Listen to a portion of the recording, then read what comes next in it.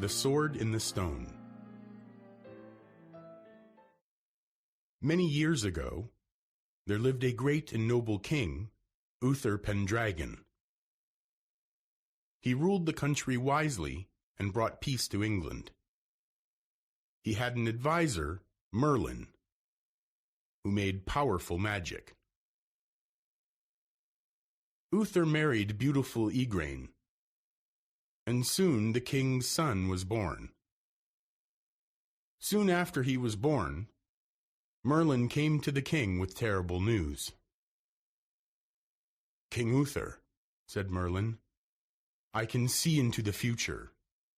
Very soon you will become ill and you will die. It will be a terrible time. There will be great wars in Britain.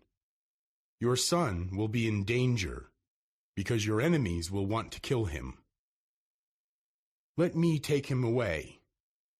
He will live in a secret place there until he becomes a man." Uther and Igraine got very unhappy, but they believed Merlin. "Take our child to a safe place," said King Uther. "He must be out of danger." So, one dark night, Merlin took the baby away. He brought him to the castle of a good knight, Sir Hector. The knight promised to take good care of the baby. Merlin told Sir Hector to name the baby Arthur. Soon, the king fell ill and died. The next 16 years were terrible. There were many wars. Many castles and villages were burnt. The people needed a strong ruler to bring peace to Britain. Merlin decided that it was time to reveal his secret. He went to London with a message for the archbishop. Lords and ladies from all over the land came to hear what Merlin had to say. "I have great news," said Merlin. "This land will soon have a new king. He will be wiser and nobler than Uther Pendragon. The new king will bring peace to this land. There will be no war and hunger in England." Merlin told the archbishop to gather all the knights in the biggest church. When the knights arrived, they saw a great stone outside. A shining sword was buried deep in it.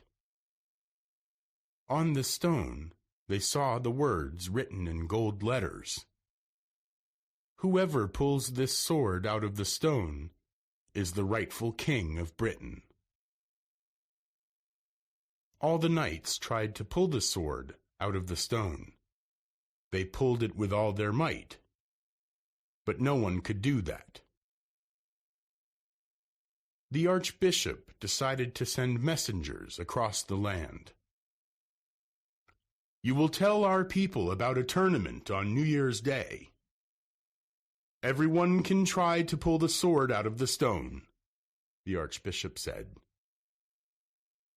On the day of the tournament, knights came from every part of England.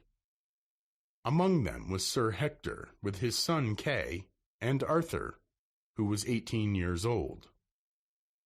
When they were in one of London's streets, Kay suddenly cried, "I have left my sword at home."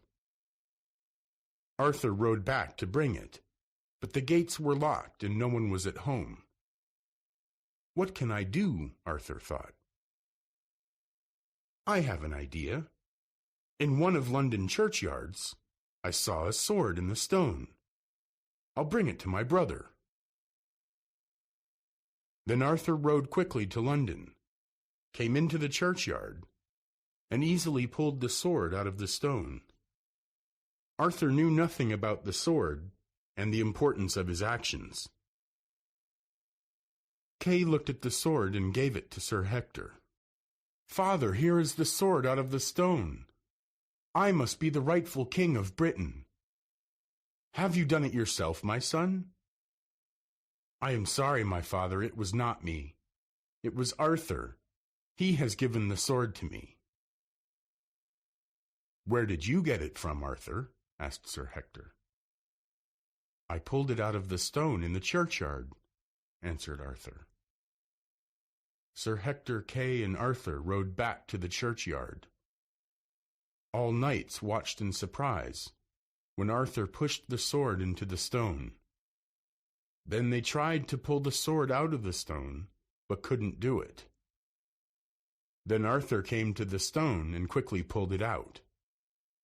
The sword shone brightly in Arthur's hand.